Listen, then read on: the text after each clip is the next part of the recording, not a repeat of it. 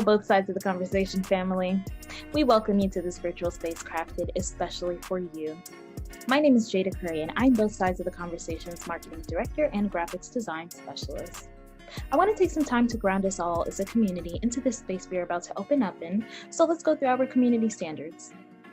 Both sides of the conversation is providing a safe and honest space for open conversation, so we ask that you all be respectful of that.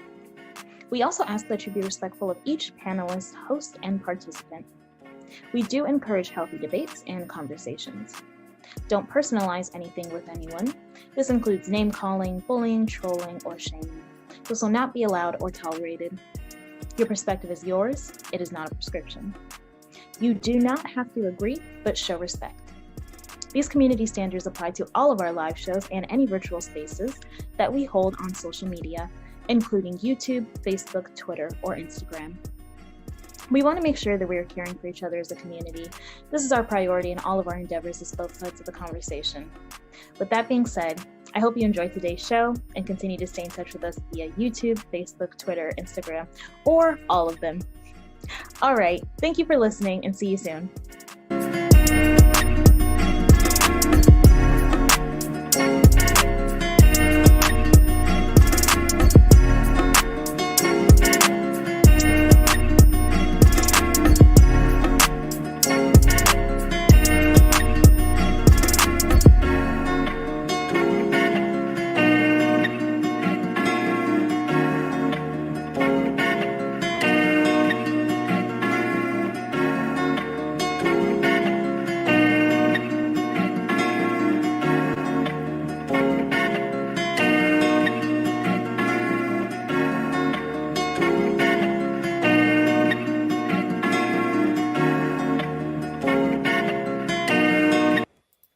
Welcome everybody to both sides of the conversation. I'm John Henry, Executive Director. Today is Thursday, so y'all know what that means. We're going to have another Educational Thursday presentation. We're here every Thursday at 6 p.m.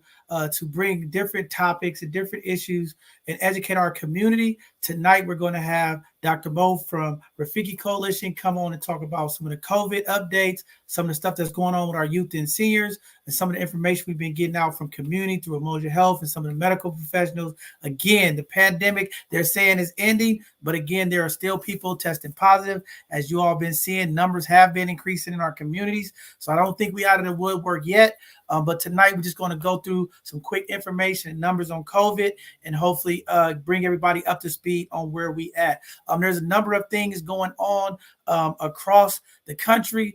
As you all are seeing some of the stuff that's going on with the anti-abortion stuff.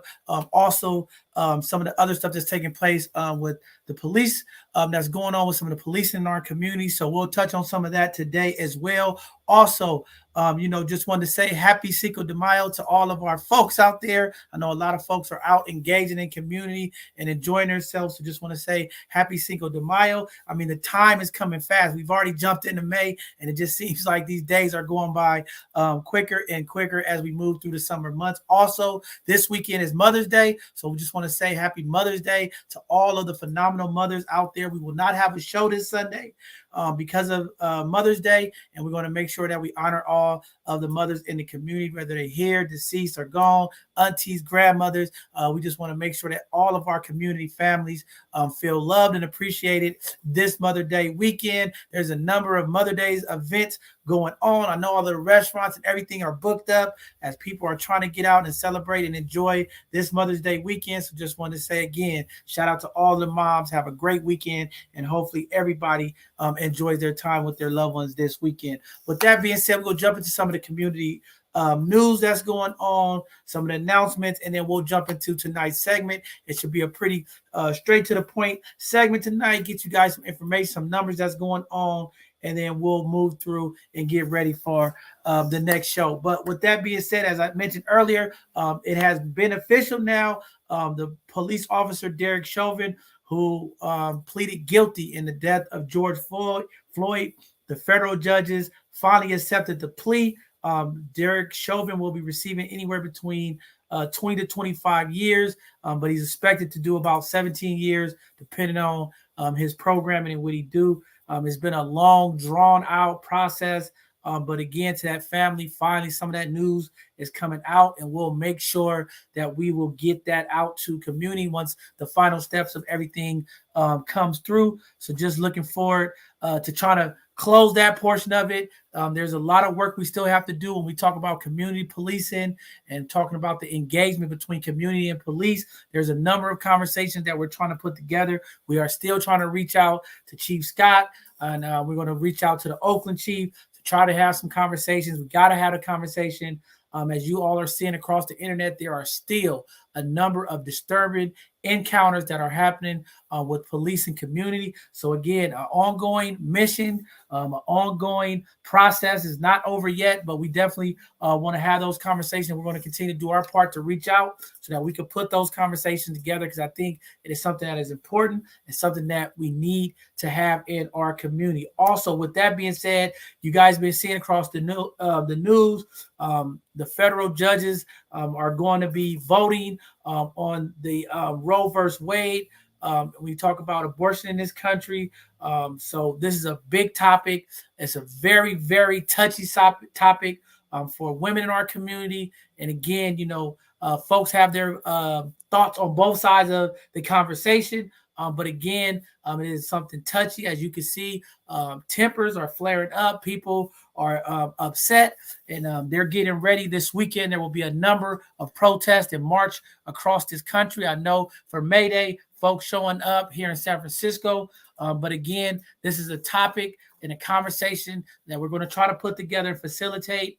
Again, very touchy topic. But it is a conversation that we need to have. And with this decision coming up, could be some historic stuff. It could be some things that really change the outlook of how women are impacted by laws and things of that nature. So again, a conversation that we're going to be putting forward. And definitely we want to make sure that is a conversation that is had. And also, we are approaching the prom season, the graduation season. A lot of our young folks are graduating, and we just want to give a shout out to class of 2022, to all the young folks who are going to be walking across stage the first time in a couple of years. We're putting together some stuff here at both sides of the conversation to support our young folks, as well as there's a lot of proms and things going on over the next couple of weeks. So we just want to make sure we give a shout out to all those young, phenomenal folks who are enjoying the end of their year. And we know it's been a struggle the past 2 years during this pandemic. So just want to give the class of 22 a huge shout out, even though we're going to get closer to those dates. And there's a number of things going on around the Bay Area and around this country for our young folks graduating. But we always want to highlight and uplift our young folks for the amazing work that they're doing in the school. And also, there's still a lot of work. I mean, I know everybody's been seeing here in the Bay Area across the news. There was a situation that took place at Everett Middle School, where a young person right now is dealing with some life-threatening conditions. Again, we still have a lot of work that we need to do when we talk about violence, when we talk about things that take place in our community. We talk about parenting and some of the things that we are teaching our young folks and how to interact in school during the school day. Very tragic stuff that's been happening. There's been some trends of disputes and fights and knives and different things like that. So again, just want to make sure that our community is aware that we still need to talk with our young folks, empower our young folks, and really talk about conflict resolution, conflict management. And as adults, how do we play our part as adults to make sure that our young folks are understanding how to deal with conflict and when things are going wrong? It is too sad to always have to announce that sometimes the adults, the parents, are worse than the kids, and they're encouraging some of this behavior that impacts our young folks in the schools. So sad news to have to bring up, but it's something that we have to continue to remind. And again, parents, reach out for help, reach out to your community. We're going to do our part here to make sure that we get the resources out to the mothers. I know this is Mother Day weekend and we're celebrating mothers, but there's also a trend going on in this country of mothers neglecting their children, mothers, killing their children, a number of things that are tragic this time. I know this is an emotional time for everybody as we approach the Mother's Day weekend. But again, we're trying to put together resources to help support our single mothers. And we're trying to encourage our fathers to step up and be a part of those children's life and take some of that stress and some of that pain off of our mothers of the community. It is sad when we see the young woman who was arrested for killing her 3 kids, saying she just wanted a break. She couldn't get no support. And, just dealing with those type of things is very impactful and tragic to our community. So again, let's continue to keep our families, our mothers in the prayers, and let's continue to be community support to uplift our moms. There's so many single moms who are dealing with work stress, just the stress of everything that's going on. And sometimes they just need that support. So community, let's get behind them and support them. Family members, let's get behind them. If you know of a single person in your family, do your part. Step up, take the kids for a few hours, give that mother a break, because sometimes these moms are doing so much and they don't get that break. With that being said, we're going to jump into some of the community events that are taking place. And again, a number of these events have been added to our newsletter. If you haven't subscribed to our Both Sides of the Conversation newsletter, please do go to our website, sign up, and keep up to date what's going on in events that we're going to be a part of and things that we are doing, and some of our community sponsors as we continue to support and uplift them in the work that they're doing to positively impact our community as well. Also, the first event that is going on, it is happening now through May 17th, is the community listening session, which is hosted by the San Francisco African American Cultural District. This is going on for the next couple of weeks or the week or so from 6 p.m. to 7:30 p.m. Participants will receive a $25 gift card. And our sister Erica Scott, a number of phenomenal folks over there, are trying to find out from community what are some of the things that you all would like to see, some of the programming that's coming up. The information is up on the screen if you would like to call to get more information. Also, we've been posting the flyers throughout all of our social media handles. So if you haven't seen it, check out our Both Sides of the Conversation Instagram, our Facebook page, or in our group. That information is flying around, and we'll have that up on our website as well. Also celebrating Mother's Day. Again, I want to give a huge shout out to the Bayview YMCA. Sister Tassine and Gigi them over there are doing a phenomenal job every year, making sure that our mothers in the community are uplifted and appreciated. And they're partnering with a number of community partners as well as Seeds Candy. So they're going to have flowers and meals and things for our mothers this weekend. Also, Gigi's going to be doing a Zumba class this weekend for the moms. If y'all want to come out and be a part of it and be a part of this Mother's Day appreciation event, please go to Indian Basin Shoreline. They're going to be at the basketball courts from 11 a.m. to 2 p.m. That is this Saturday, 11 a.m. to 2 p.m. at the Indian Basin Shoreline at the basketball courts. And they're going to be doing Zumba, and they're going to be handing out gifts and appreciation and meals to the mothers of the community. So again, big shout out and kudos to the Bayview YMCA for always stepping up, making sure our moms in the community feel appreciated and support. We love Gigi and we love Tassine for all their work that they do for community as well. Also, the Alonzo King Lions Ballot, Heart with the Lions is taking place. They are looking for community program interns. The deadline to sign up for that is on June the 1st. So for community folks, young folks who want to get involved with that, please go to the website. It's community@lineballot.org. We're going to put that information up on the screen. But again, we want to get that out there and keep our folks in the community engaged with stuff as we approach the summer months. We want to make sure families and people in the community have opportunities to these resources.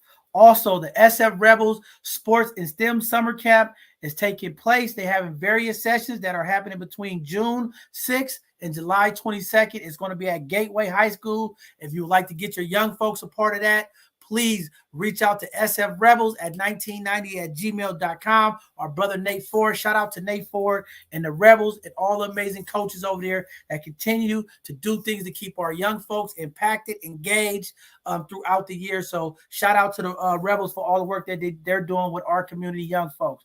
Also, the Marsh Youth Theater present Voices of Youth, Saturday, 10 a.m. to 1 p.m. This is happening through June 12th. All San Francisco residents will be receiving a $250 stipend upon completion. The email is up there to reach out to Rebecca if you would like to get your young folks a part of it. It's great to get involved with theater and arts as we're continuing to push, again, opportunities for our young folks this summer to be involved. Also, Cap Mather is happening. They're going to be going to the High Sierras Teen Outdoor Experience. This is going to be taking place August 25th to August 28th. I'm going to be reaching out to Adrian and a couple of folks who are putting that together and get them on our Hidden Gem segment to talk more about it.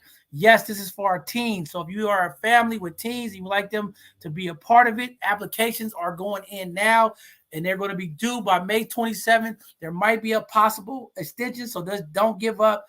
Reach out to the number, call to get more information, and get your young folks involved with this. This is a great 3-day event. There are from Thursday to Sunday. They're going to have food, great food, a number of different speakers, and they're going to have a number of great folks who are going to be working with the young folks and teaching them skill set. It also is a workplace development project, and they're going to be helping some of the young folks who go through this camp and go through some of the pre-orientation stuff to get opportunities with the city and county of San Francisco. So again, great event. And definitely, if you have young folks or people in the community, reach out to them and get them involved. Also, our Brown Bombers want to make sure that we shout out to community as football season is getting ready. Camps are happening. The Brown Bombers are still taking applicants for our young folks in the community. So go to brownbombers.com if you would like to sign up your young folks for the Brown Bombers Football League or their cheer. They are still accepting applications for our young ladies. If you have young nieces or cousins who would like to be in cheer, please reach out to the Brown Bombers, and they will be taking applications for our young folks. So with that being said, that is the last community event that's going on. Some of our both sides of the conversation. Again, if you like to help support in any kind of way, there's a number of ways you can. We are still looking for volunteers, looking for people who have great skill sets, have love for the community, want to do something to give back. Reach out to us at both sides of the conversation. Go to our website, www.bsotc.org. We're looking for different skill set, different backgrounds to really help elevate what we're doing, to really have greater impact in our communities. And don't be afraid. Whatever your skill set is, we can find something for you to do to help impact our community. Also, on the financial front, there's all kind of both sides of the conversation GoFundMe's. Also, you can support us through the Amazon Smile. You can sign up both sides of the conversation as one of your charitable organizations, and you could give something back to Amazon and support both sides of the conversation. No extra cost to you, but if you use us as a charitable organization, a percentage of your sales will come to both sides of the conversation. So with that being said, enough of me, more of you. We're going to get started with the show tonight. We have Dr. Mo, who's here. Unfortunately, Dr. Butler was supposed to be here tonight, and he may have ran into an emergency. He's not going to be able to make it, but Dr. Mo is going to come up and give everybody an update, what's going on with the COVID numbers, how it's impacted community. And then we have our own Tony Rochelle, who's going to come up and talk and be here in space with community night as well. With that being said, Dr. Mo, welcome back to both sides of the conversation. Happy to have you here, and just great to be in space with you.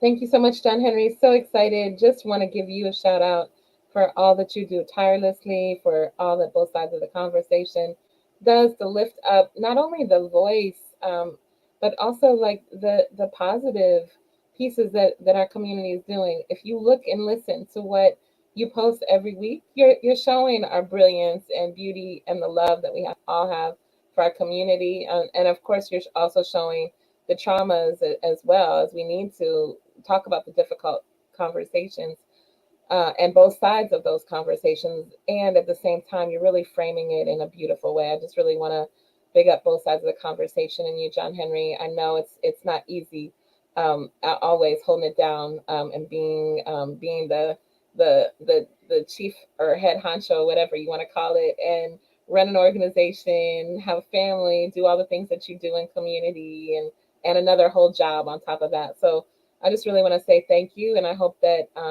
when we get to Father's Day, that we're also bigging up and having a beautiful Father's Day this year. So I'm just claiming it in the name of community and in the name of amazing fathers like yourself, grandfathers that lift folks up. So can't wait to do that. So I'm going to have to holler. And if anybody is listening that wants to partner with Rafiki around Father's Day stuff, let me know. And in the meantime, I'm claiming massages at least for the brothers. What you think, John Henry? I'll take the massage. I definitely take the massage. And thank you, Dr. Mo, for highlighting that. And, we just always appreciate you showing up for community and just trying to make sure that, our community folks have access to services. So appreciate the work that you all do as well. Oh, of course. Of course, of course. We wanted to talk about COVID tonight. I also wanted to lead off with a couple of things that were in the news today. I don't know if anyone else saw it. I know I sent it out around to some folks today, but in the Chronicle, there was an article talking about African Americans and health disparities. So take a look at it. I believe the writer's last name was Hernandez, and she talks about an event they had at Moscone a couple of days ago, and it was a presentation on health and health disparities. And this is nationwide, and this is incredibly shocking, John Henry. So I just want you to mull this over and tell me what you think as you're hearing this. So essentially, what the data is showing across the entire nation, and I really wish that Dr. Butler was with us, because cardiovascular disease is one of the big things that he looks at. So when we get him next time, I definitely want to press him on this. But they said that out of all when African Americans present, whether to the doctor or to the ER with cardiovascular disease, they are 25% less likely to be given the life-saving medications that folks know, and doctors know will save their lives. And so they're less likely to be given a prescription for the better medicine, or given a prescription at all. And so what that really said to me is two things. One, there seems to be no checks and balances. So where is the legal and the structural prevention for this? And who does oversight at hospitals and at clinics, and says that folks have to get equity in the medications that they're given? And second, it clearly shows that either the legislation isn't there, and that the doctors, not the black doctors, the doctors are not doing everything they can to save Black lives. 25%. So basically, out of all of those patients, 25% of all Black patients are not getting the care they need. That's a quarter more deaths that could be avoided. Wow, that's deep, Dr. Mo. I mean, this is why that fight is so important. When we talk about equity and we talk about accountability, these are the conversations that we have to, continue to fight for. And one thing that this pandemic did show us is the disparities and how bad the service, the treatment, the access to medical care. It's a continuous problem that we just have to, as community, come together and fight, because this is going to be an ongoing battle. Mhm. And as you know, the feds increased the rates again. So the amount of money it's going to take, not only to commute with gas and food, with the inflation, again, the most important thing is you talking about our mental health and our health. Those things are the things sometimes in our community get X'd off Yeah, the budget list, yeah, exactly. And this is the thing that was really striking. So two things that I wanted to add. One, even when we did all of the whatever 70, 90 meetings that we did for the, and I was probably at about 50 of them that we did for Dream Keepers, the work prior to Dream Keepers. And I know you were too. We said mental health, but we never touched physical health. We don't touch health. And yet our men are dying 10 years earlier than other men, and our women are dying 5 to 8 years earlier than other groups and other women. So we are not touching these things, and we have to. We have to touch our health. If we don't do that, then we're condemning ourselves to passing down these genetics that don't get better. So if we're having these illnesses and impacting, and these illnesses are in us, we're giving those same things to our grandchildren, from women, right? Because it's the eggs it's the eggs that you produce as a grandmother. That is what we see in the health of our grandchildren. And so we have to really know that it's not only impacting us, but it's impacting our grandchildren and the next generations. And so we really have to take this seriously. And like you said, it's the social determinants of health, because we're so busy worried about making it. We've got gunfire, we've got current mental health issues, we've got anti-blackness, racism, gasoline prices, grocery prices, losing our jobs, all these things in front of us that it's so hard just to get to the health part, but we have to manage our stress. That is one of the biggest things in cardiovascular health. And also, if you do have a problem with your health and your cardiovascular health, what I want to advise everyone is to get a second opinion.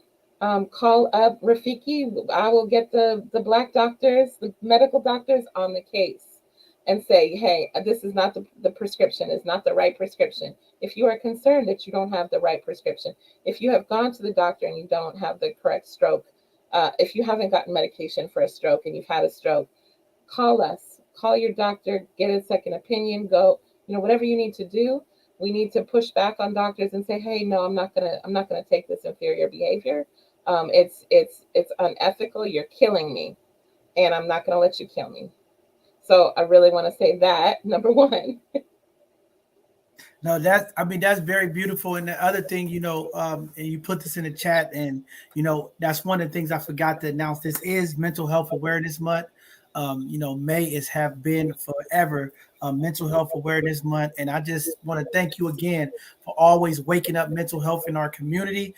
This is something that we got to continue to bring to our community when we talk about and see the things that are impacting us, the amount of mental health and physical health. How it impacts us in our community is very, very important. And again, that's why this segment and some of the work that you do and how we're collaborating to do this is very intentional, community, to make sure that we're bringing and highlighting these concerns and these issues that are impacting our community. When we talk about heart disease, when we talk about high blood pressure, when we talk about cancer, and we're going to be bringing these folks here to talk about it. This is very powerful stuff. And again, we're trying to intentionally not to scare folks into seeking service, but bring that education and awareness so that we can energize our community to go get seen and try to break down some of these stigmas about the healthcare system, because we have to get seen. Too many of our folks, like you said, are dying. We having too many miscarriages. We having just too many physical things that are ailing our community. And we need to make sure that we're getting the right support and services. And it's always great to be able to have a facility like Rafiki and doctors that look like us, who understand where we're coming from, to advocate for us. And, we just excited to continue to work together and make sure that our community gets that information. Yes, yes, sir. Thank you. So I wanna get into the COVID piece, and then maybe we can come back and talk a little bit more about Mental Health Awareness Month. And as we're moving into the COVID, what I do want to say is that we have these things online. So we have Bonsale, who's like one of the baddest, besides Gigi, of course, at the Y. One of the baddest Zumba teachers I've ever seen. So she is on, and sometimes we'll have Dario, her son, but they come on this month. We're having them in May at Rafiki with Healthy Hearts with Bonsale from 5 to 6. You can come and get your massage or your acupuncture or your chiropractic, and that helps your stress, right? These are things that help your immune system, help your stress, help your posture, help you with pain, all of those things. When you have pain, your blood pressure elevates. When your diabetes or your blood sugar is out of control, your blood pressure elevates. These are all things that impact our heart, right? So get that stress reduction in, come to our CAM clinic. It's all free for community. And then also get out and hike. We have a hike coming up with Maxine in the Presidio next week on the 13th. It's always fabulous. John Henry, I'm going to have to get you to come out to one of those. It's a lot of fun. We have the oldies and the babies. So we got the babies like 5, 6, and the teens. And then we got the 30 somethings and the 40 somethings and the 60 somethings and the 80 somethings. And everybody's hiking together. And then we have a nice lunch out there too. So it's really fun, and it's a great place to be out in nature and get your healing on. And then we also have What's Eating You with Afia Yana. I don't know if y'all remember. She came on both sides of the conversation a while back. We had a good conversation about food and our relationship with our food and our bodies. She also does yoga, and right now she does a lot of yoga over at the African American Arts and Cultural Center. So y'all can catch up with her over there doing yoga. And she's going to do a whole workshop for the rest of the month on from 5:30 to 6:30, I think, on Tuesdays. And we have drumming with Kelly. So that's the other thing, John Henry, you got to come over and drum and film it. It's so much fun. So it's going to be from 1 to 2. I think it's Mondays or Tuesdays in May. So y'all come through. We have a drum for you. We're going to be outside in the courtyard. We're going to make some noise. You want to beat on something? Come beat a drum. Definitely, So, definitely, definitely. We have to get out there to one of those drumming events. It's always powerful with the African American culture. Music and drum, and just thinking about when Dr. Joy was here, just opening up the ceremony with drumming was very powerful. mhm. So I love it, and definitely, yeah, we're gonna find a way to get out there. And then also, Dr. Mo, just want to give you guys another shout out for Rafiki putting together the love and relationship with the doctor last weekend, talking about sex, love, and relationships. Oh I thought yeah, how did you like that? I thought that was very powerful. I thought that we should have. It was amazing to see the young folks here, but I think we should have had some more adults that need to come to that class. She was very good. I mean, she broke down love and And that was Dr. Brenda Wade, yes, the Brenda love doctor. yeah, she did a phenomenal job. And I think the young folks actually opened up and had some great conversation and dialogue, and really describing and naming what things really mean and what it looks like to them, but really being able to kind of correct them and understand the bigger picture of like this is what it really is. So I thought that was a phenomenal meeting, and I thought that was it was very powerful. Should we invite Dr. Wade to the show? Definitely, we should have Okay, so that probably would have to be a Sunday conversation because okay, yeah, so that was we'll do that on a Sunday. And in the meantime, are you also suggesting we need it for adults? Was that what you were suggesting? yeah, I think because I mean some of the stuff that she was breaking down for me at least, and I'm 42 years old, but it was some things that I'm like, I didn't get that, and when you talk about, Mm, people in our families who teach us how to love relationships, we mm. talk about sex and different things of that nature, just to hear from a different perspective and how it was presented, I think it was very powerful. Oh, so like, what kind of stuff was she talking about? Or you saying that's a grown folks conversation? I mean, it's a grown folk conversation, but it was just what those relationships look like, and when we're together, like, and how do we get to those points, and understanding the connectivity between a male, a female, and relationships. I mean, it was just another way of thinking about how we engage or how we elope. It was something that was different for me. It was just presented differently that I don't think I got that when I had the conversation with my mom Mm, about yes, relationships, sex, and things of that nature. So yes. I thought it was real smooth too. Beautiful. Okay. Well, we're on it. I'm writing it down right now. We're gonna claim a Sunday with Dr. Brenda Wade, in Heartline Productions, talking about love, sex, and romance and relationships. So I'm ready now to get into the conversation. Okay, Do you want to show some slides for me? yeah, I'll put up you want the therapeutic one first, right? Yeah, the therapeutic one Okay, first. I'm So about yeah, so y'all, in case you think COVID is over, although most of you probably don't, because most of you probably have a family member or a friend that has gotten COVID.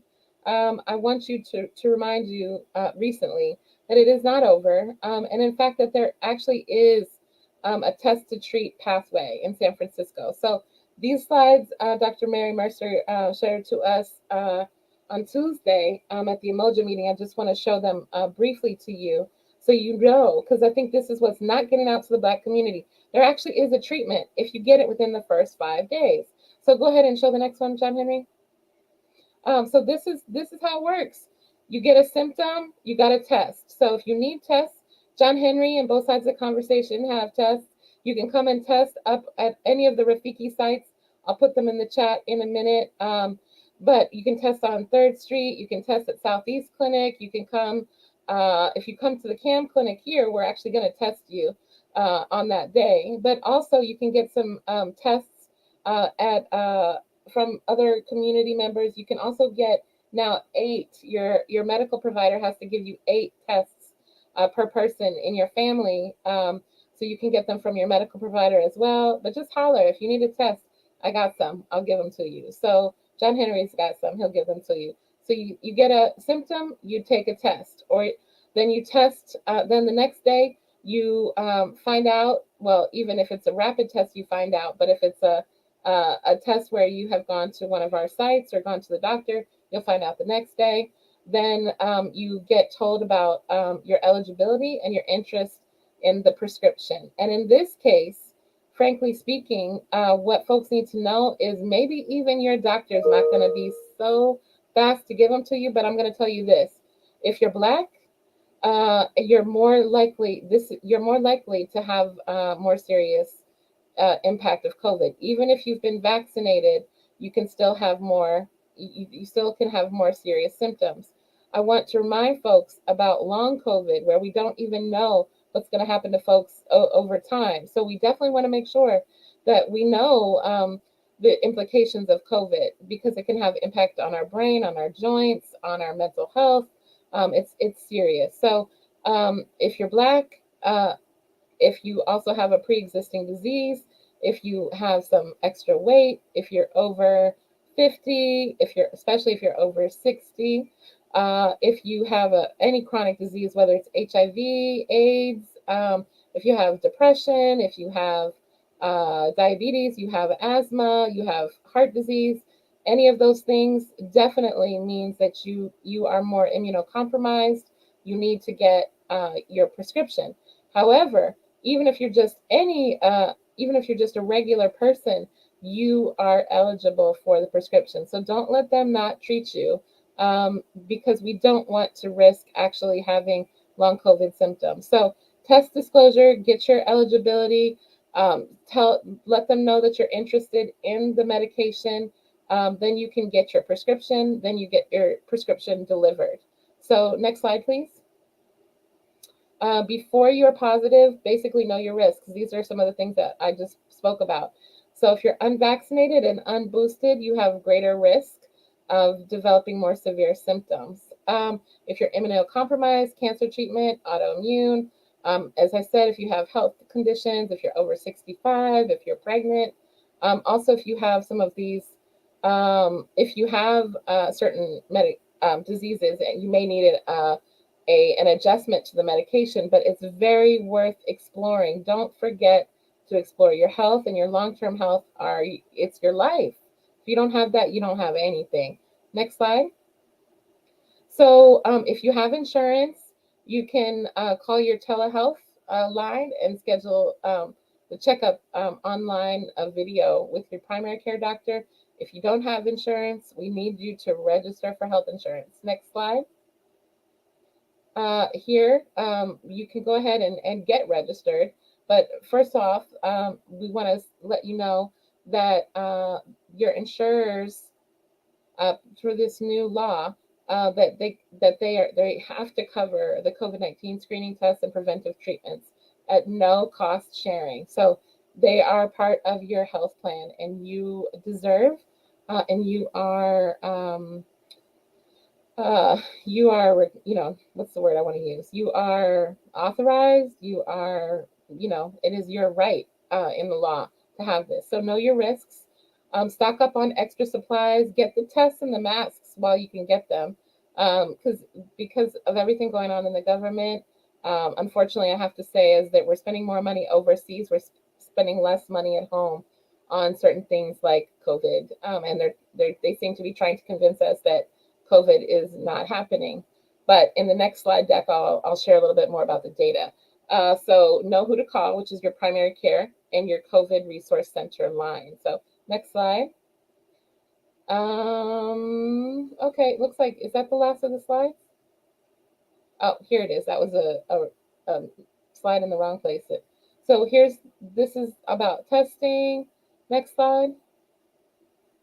Oh, here's where you get treated. So you can go to this one, https://sf.gov/get treated COVID-19. Next slide.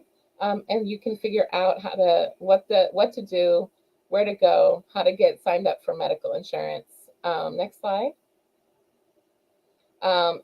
And again, this is how you can look at the slide deck on the site that I just gave you at sf.gov and learn a little bit more and talk through some of the challenges that you might have.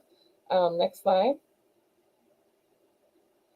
And this is just a summary. So these are different numbers for Kaiser, with Medi-Cal. There's different numbers for that. So if you need these numbers, you don't have them, you can get them on the SF.gov site. You can also check in with Rafiki. We can give you these numbers. Next slide.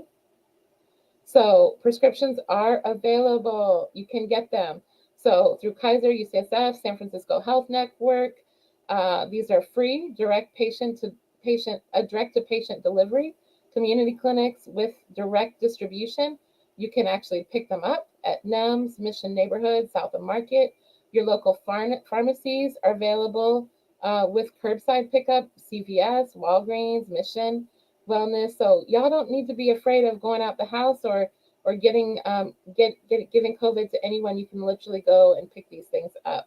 Walgreens is offering same day delivery through DoorDash for patients with Medi-Cal or who are uninsured, and then you can get it for private health insurance with $10 fee. So y'all don't be afraid to go out and get this medication.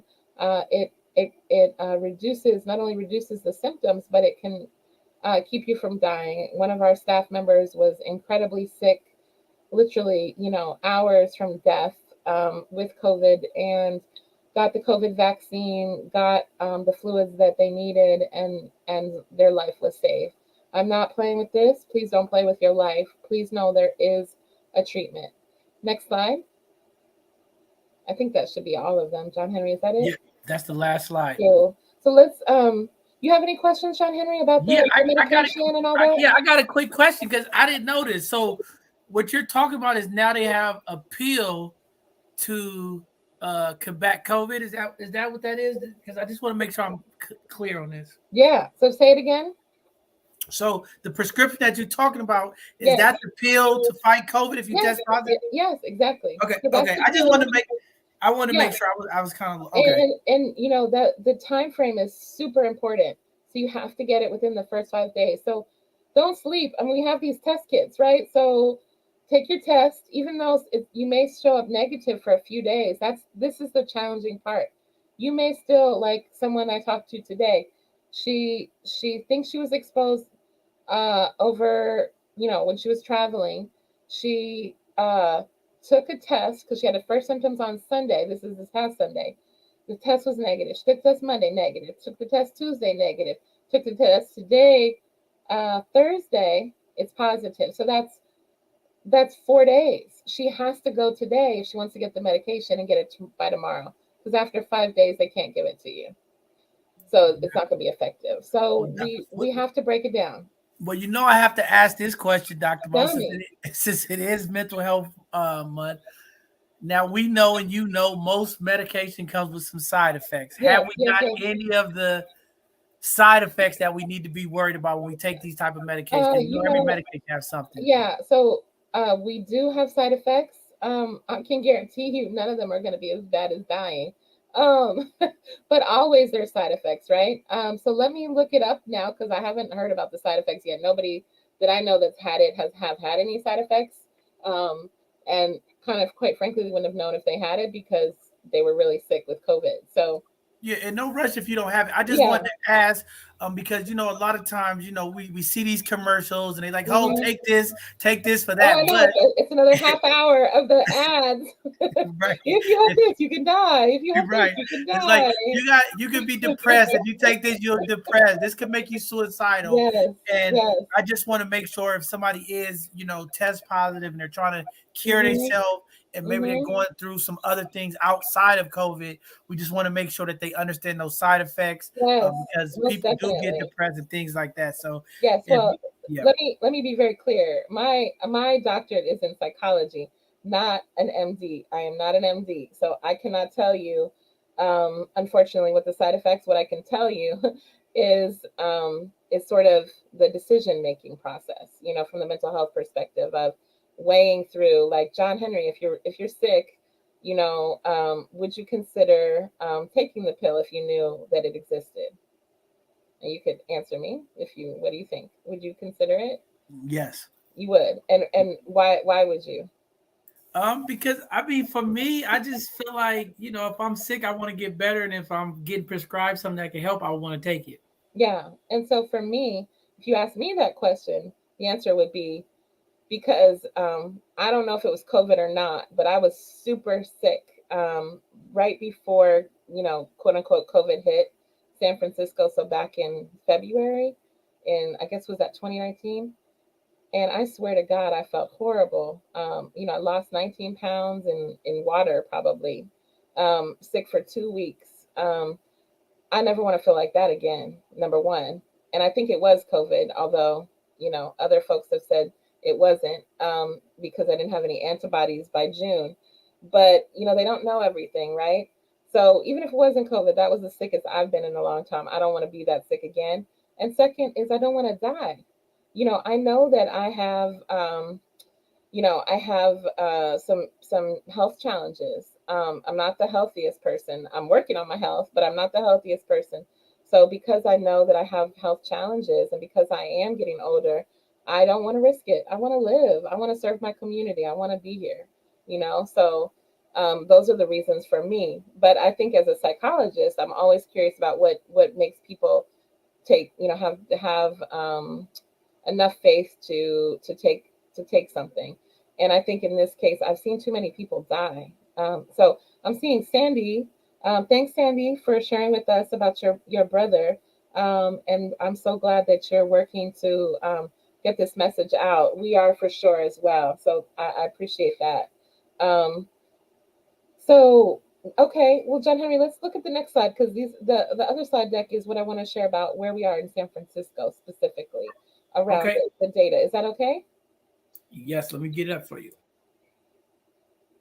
Oh, and while we're doing that, the other thing that I wanted to say is I've had several staff members who um, got COVID, have had it already this year. So that's in the last, you know, 5 months, 4 months, really, because we're only at the beginning of May.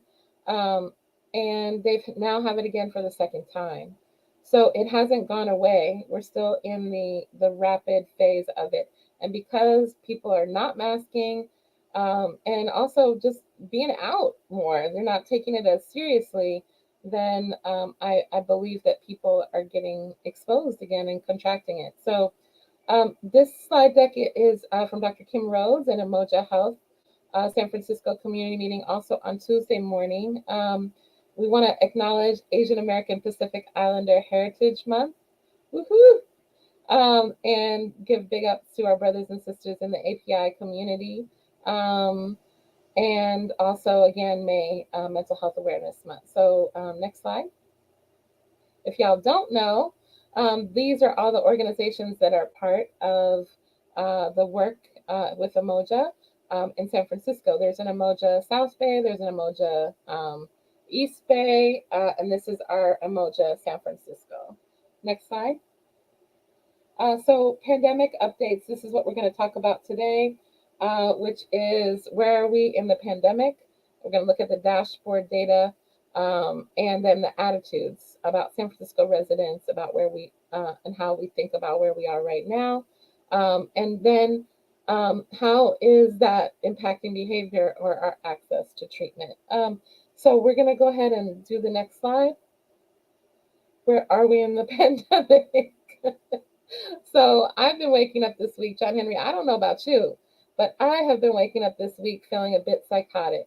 I'm feeling psychotic because the government is telling me that COVID is over, and yet I'm seeing COVID happening, and we're fighting the battle of COVID at our office with for our communities, and I'm still seeing people die. So I'm feeling psychotic with that. I'm feeling psychotic with Roe v. Wade, and I'm feeling psychotic with a war in with Russia. It feels like we have lost 50 years. I'm feeling psychotic because in the United States now in certain places we're not allowed to say gay anymore. This country and where we are, it feels like we're rolling back 50 years, where Black folks can still be killed in the street, and it feels like we're losing our rights half the time versus gaining anything. So where are we in the pandemic? Same thing, confused. I'm feeling, and I think many people are feeling, that we are in this big misinformation piece. Thank you, Sunshine. So Sunshine, Shani is saying The numbers are rising. The misinformation has to stop. We must educate our people. That's right, because Black and brown people are the ones that are actually dying. So next slide. So these are the cases. These are the hospitalizations also creeping up week over week. So if you see the up in the upper left corner, you can see 7-day rolling averages. In that you're seeing we're up by 152 cases in the last 7 days. So you see, last week we were lower by 152 cases. Now we're up to 221 rolling day case average. Current hospitalizations are up by 36, and we have percent vaccinated by all ages, where we are at 84% in San Francisco. But that's also not counting the boosters, etc. But when you look at this, John Henry, what are you seeing when you look at this? The graph, just the picture of it. I'm just like confused because it's like we're preaching like the pandemic is over, but these numbers are still going up. And I'm even still getting emails from people testing positive through the hospital. So it's just like, where are we at? I mean, I know the Mm-hmm. media coverage has went down, but Yep. people are still being impacted. Yeah. So look at this. If you see there on the bottom, with the center graphic, the 7-day rolling average new cases per day, you see July 2020, which I was just talking about. 2019. We had like 3 cases in San Francisco, and everything shut down. Now, then you see January 2021, we were at 373 at the highest. In July 2021, around a little less than 373. Probably that looks like about 300. You see, January, we were at 47, and now we're at 221. We are going up massively. We are at the same space, or almost the same space as we were in July, in the high peak of July 2021. So we cannot say that the numbers aren't there. The rates are the same. Can you go to the next slide?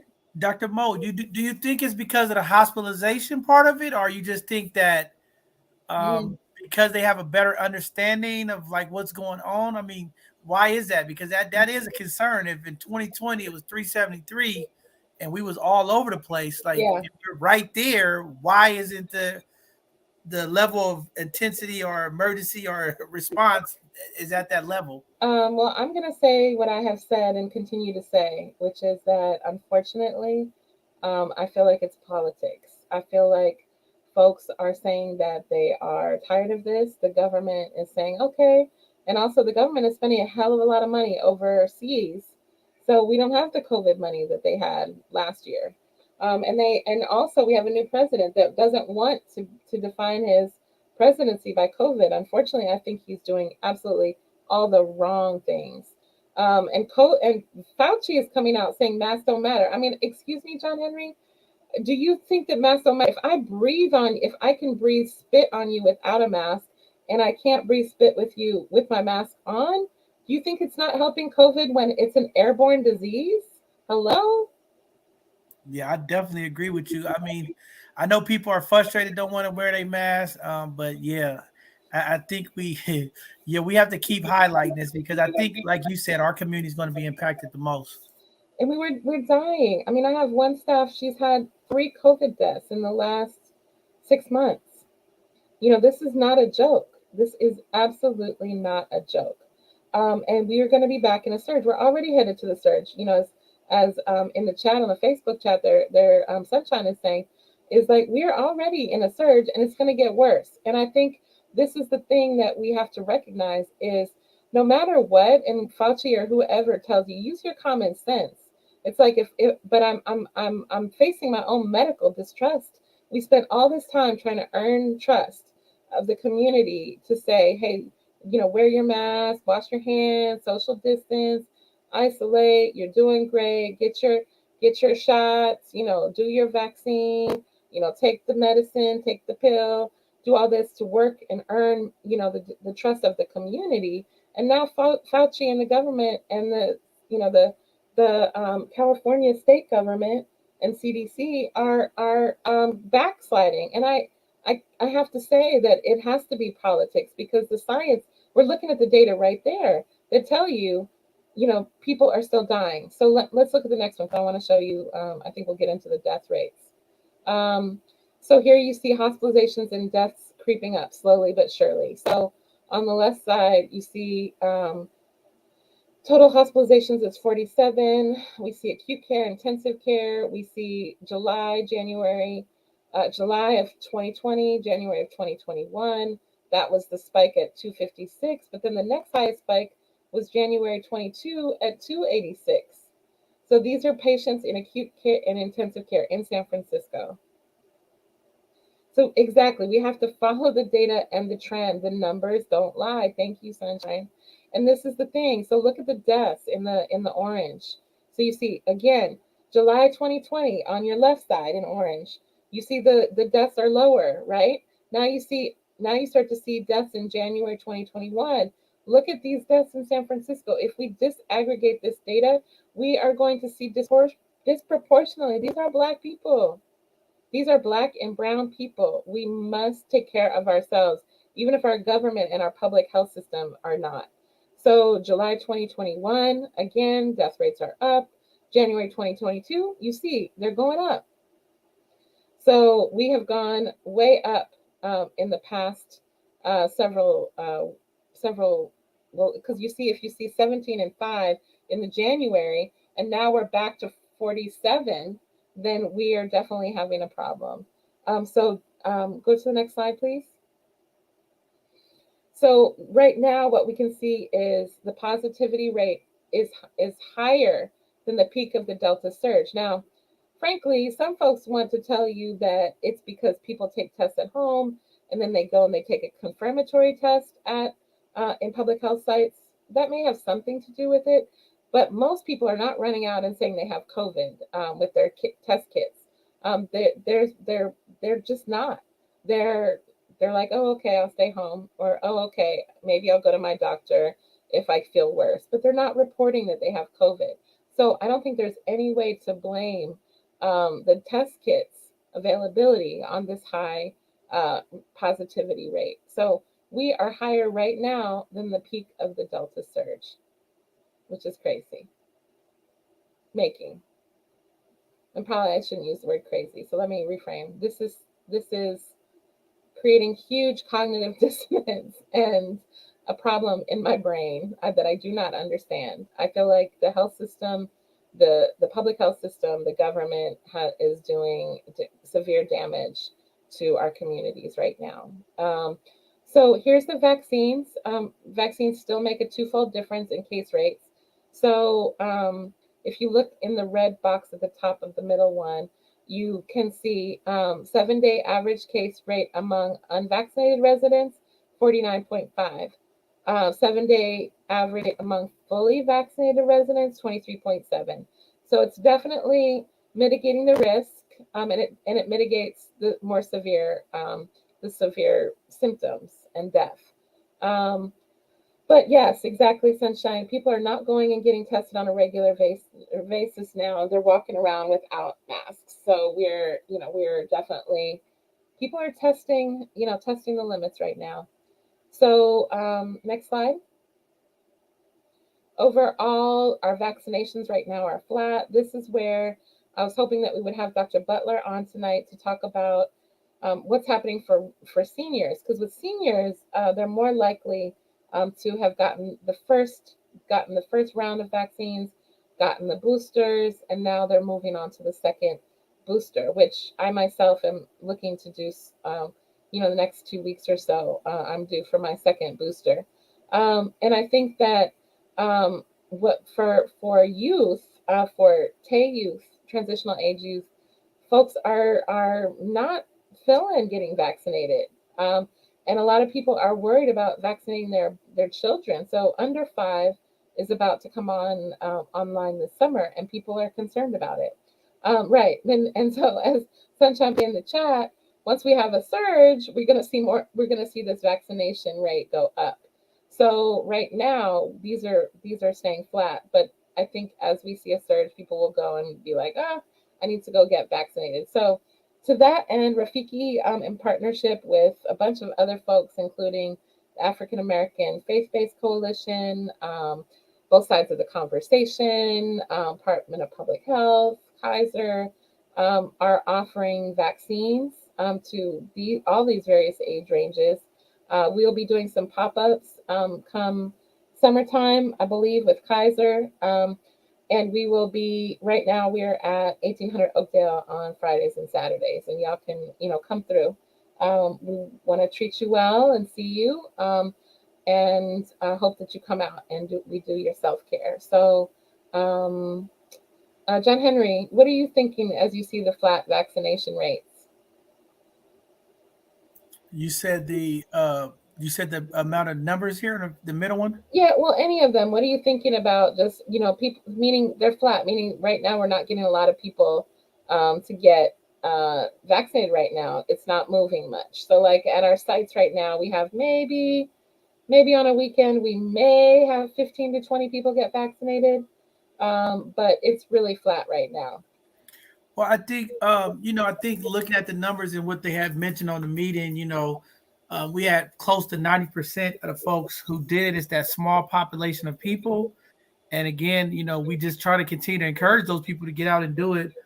But again, if there's a surge and the numbers go, those folks will be impacted. But we're going to continue to encourage our community, our folks, to get out there. But yeah, we still got a little bit of work to do. There's still, I think it's about 1,000 people that they're saying, 1,200 people that haven't. Yep. Yeah. So we just got to keep, encouraging folks. And I think, again, because people are still testing positive, getting sick, hopefully with continued education and awareness and you coming on here and we're having these meetings and we continuing to advocate in the community, that we'll turn a corner on those folks here upcoming throughout the summer months.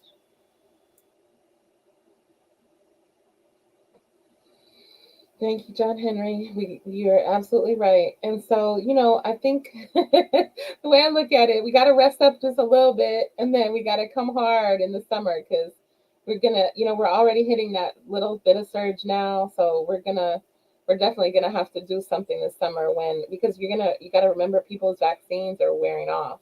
Right. Well, that was my biggest concern. And I was telling Dr. Rose that, how do we game plan, strategize, and have all of our equipment and stuff ready?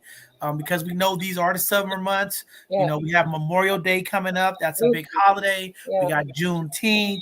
Yeah. We got the 4th of July. Yeah. We got Labor Day. People coming back to school. What is that going to look like, right? Right. And I think this time around, what I'm hoping to see from DPH and a number of our health providers is at least we took the information we learned from the original COVID outreach, and I'm just hoping that we'll be able to organize and mobilize a little bit better because we've been there. Yeah. And I hope that we'll be able to impact our communities a little bit better. And we have that strategic knowledge now, right? How to mobilize and how to get our community involved, engaged. So I'm hoping that it'll be a better experience if we jump into a major surge.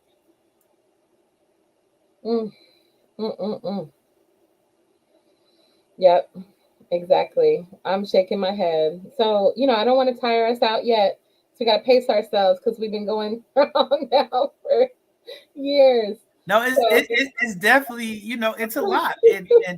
And I'm glad that you always wake this up, Dr. Mo. And that's why I say, just even with what's going on in the war. And I tell people, these bombs, all this stuff that's going on, at some point we all become impacted, right? In some kind of way.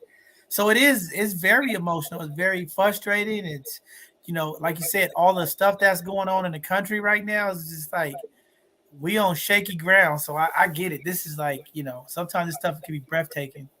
It sure can. It sure can.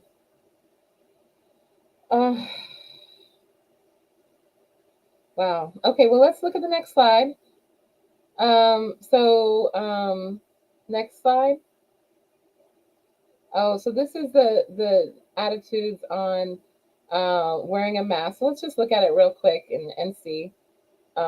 I forget most of what this is, but let me see if I can help on it. Next one. So this was the San Francisco survey they did. You can see it's predominantly, they did a survey asking 244 people what their attitudes towards masks were. You see 70% of people that took it were female, 1% non-binary, and 29% male. You see, and the target population or focus population was African American, and you can see they got 72% of folks were Black African American. There was 10% American Indian, Alaskan Native. There was what's 6%? Uh, I can't read this. 10%. It looks like white Caucasian. Asian was maybe, is that 6%? And then white, and then I can't read it actually. What those numbers say? Yeah, You have to make it bigger. it says 6% for Asian, 10% for American Indian, Alaskan Native, 4%. Well, 10% was the white Caucasian, Okay. 6% was the Asian. Yeah. Okay. Thank you. And then the age distribution was pretty much between, looks like the biggest groups that responded were 25 to 34, 35 to 44, and 55 to 64, with a few less in the 44 to 54 and in the older than 65. So these are the folks that responded. Let's see the next one. And so the San Francisco population opinion: is the COVID-19 pandemic over? The 61% said no, 20% said not sure, and 19% said yes. So when we look at by week, you can see where people were in those. So looks like the no, most seriously, was 328. So that was I guess in March was the biggest. Now it looks like maybe they haven't even asked that many people recently, so I'm not sure. But as you see, the progression of yes, it's over is going up as you head into, based on the number of people counted anyway, based in April. Am I making sense, John Henry? Yes, it's making Okay. toast. So out of the total people counted in, I guess that's a better way to say it, in March, there's more in March that said it's over. So we're definitely, and it looks like they didn't talk to anybody much in the last 2 weeks. So let's look at the next slide. Masking preference. Looks like folks want to wear masks, predominantly indoors. Outdoors, it's a little bit less. Then when we look at outdoor masking by week, we see that, let's see, no, people are starting to say no, forget about it. They don't want masks outside. Yes, Princess, there is an oral antiviral treatment of COVID-19. There absolutely is. It is absolutely astonishing because they are not letting Black folks know about this. So, and if you're rich and wealthy, you have a good health insurance, maybe they're going to tell you. But otherwise, our folks don't know. We have got to get the word out. So that's why one of the things that we are really focusing on at Rafiki is to start to get this message out more, because we realize that our folks don't know about it. So going on this outdoor masking by week, you can really see that folks are really getting tired of masking. And I mean, there's not really much more to say about that. Next slide. So masked when surveyed indoors, people asked, do they wear a mask? These are the answers. So it looks like we have in the 4/4/2022, we had more people saying, that one is. So it seems like more people said no and yes Yeah, that's what it looks like. Yeah, indoors, most people said yes during the week of 3/28 to 4/4. Yeah. So yeah, we're definitely, San Francisco is confused. We don't know what we're doing, and folks are not filling the masks. And as we said, predominantly this is Black African American folks and other folks of color responding to this. Next slide. So the mask wearing during the survey, did they have access to a rapid test? Uh, 69 people said no. 62% of people said yes. Some people weren't sure what that meant, possibly. Then we look at high quality mask access. Most people felt that they did not have access to a high quality mask. Um, well, not most. It looked like it's almost split 66 to 62. So it looks like we could do a better job of getting high quality masks out there. Um, and then looking at access to primary care provider, it looks like it's kind of balanced with yes and no. So we also need to do more to getting people set up with primary care based on these participants. The takeaway, mask wearing behavior does not predict access to mitigation measures. So whether you wear a mask or not, it doesn't have anything to do with what you're doing to uh, yeah, wait, say that again. Mask wearing behavior does not predict whether or not you have access to testing, to mask wear, or to a primary care provider. That's the better way to say it. Is there one more slide? So this was, I think we pretty much finished most of the slide deck from Umoja. So John Henry, I think we can stop on that. And just get back. Can we stress again what Princess Washington is saying?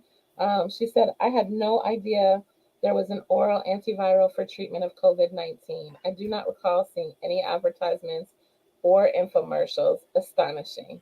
John Henry, have you said you didn't know this either? I didn't know it either. That's why. And you're around all of us, and COVID stuff.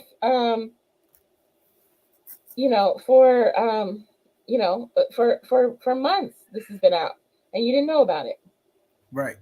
I didn't. I mean, and I know I was on the call and I might have missed it, but that's why I was like, wait a second. I wanted to make sure when the slide said oral medicine, I wanted to make sure that I wasn't tripping out. So that's why I had to make sure I was. Um, yeah, I didn't know. So again, it's great that you're here tonight. Both sides of the conversation is breaking news to the community. There is a COVID pill that you can take if you test positive. Reach out to your providers, reach out to Walgreens, reach out to CVS, reach out to the folks, and maybe we could get some of those pills in the community, huh? Dr. Yep, that's exactly right. So we're working on that.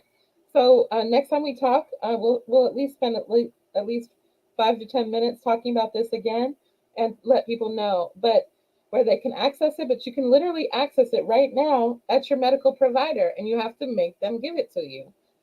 So this is the thing: if you have a problem, contact your call line for your insurance if you have it. If you don't have insurance, let's help you get hooked up with whatever you're eligible for, and get the insurance that you need. So you want to have it preventatively. You want to have health insurance of some kind, a healthcare system before you need it, because it's much harder once you need it. But nevertheless, even if you were to go to the ER at General Hospital or to go to one of the clinics, they would sign you up, and you should be able to receive the oral antiviral at that time if you meet the criteria. And as we said, most of us meet the criteria, and we don't want to play with our health. So please take care of yourselves. And definitely, Dr. Mo. I think Tony's gonna come up and ask a question at some point here. But what I wanted to say, thank you for waking this up. Right when we talk about bringing information, being intentional, making sure our community know this is the type of stuff, information that we got to get to our community. But one of the things that I have to say, Dr. Mo, because I'm very disgusted with a lot of the men of the community. I've been in these restrooms and people are not washing their hands. Ooh, don't tell me that. No, it's sad, and I had to tell some folks. And I'm gonna tell you. I'm not gonna put them out there, but I'm gonna just tell you in our professional health settings, believe it or not, I am seeing more and more of our health professionals that are not washing their hands. We won't And I'm even calling tell them out. what bathrooms you in. I'm calling them out. I'm just being real. And I had Come to on check. out. I had to check a couple people today. I'm like, dude, you gotta wash your hands, man. I mean, again, people, we have to, as just basic human understanding. Hmm. When we're in the restrooms, wash your hands. Please wash for Please 15 to wash your 20 hands. seconds. Like, use soap and rub your hands. If I see another man do it, I'm telling you, I'm gonna get mad, Dr. Mom, I'm gonna throw something at him.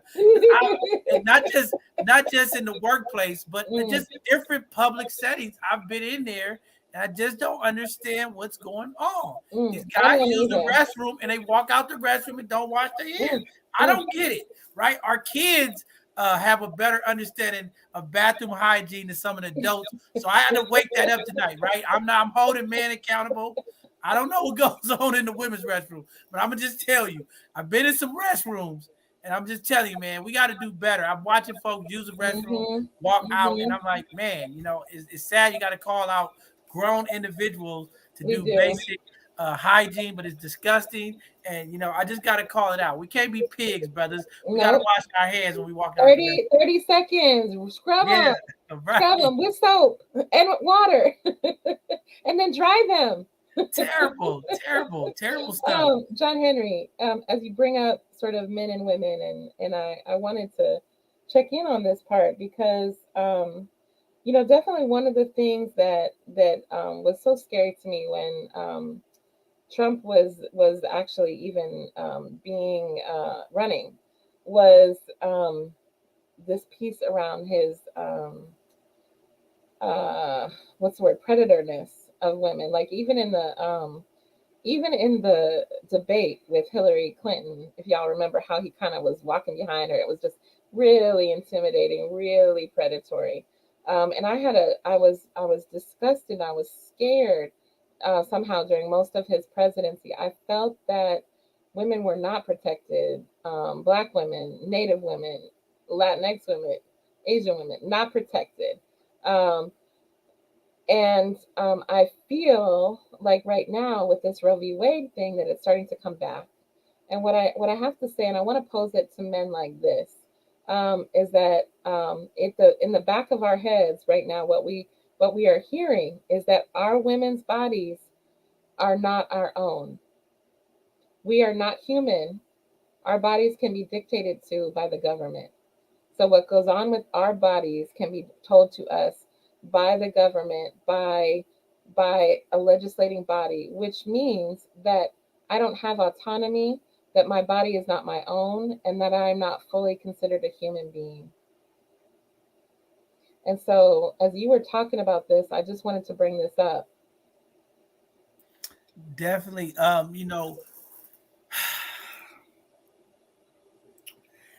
I want to say, I agree 100% with you. Um, the moment that we take away a personal choice, we're affecting, so many dynamics of individuals, and I almost feel like sometimes, um, you know, it's almost to me feel like, it's an attack, right? And I know so many people, right wing folks, felt like the government was trying to tell them what to do about vaccinating. Mm-hmm. And I almost feel like this is a little backlash for some reason, right? Just me, I don't know. I just feel like that's just what I feel. But again, you're right. We cannot allow um, women choice to be taken away by government, political. When I heard this, I was kind of confused and I had to like watch it again. I'm just like in earlier when you said it, I feel like we're going back some kind of way. I feel like we're going Mm-hmm. back into like this time warps of like, Yes, it's scary stuff, right? it's And I very think, scary. some folks don't understand this and I know people have their religious beliefs, and that's why I just try to break it down to the basics, right? Like folks have to have a right, it is Mother's Day weekend, and I think Corey Monroe has said it best last night Mm.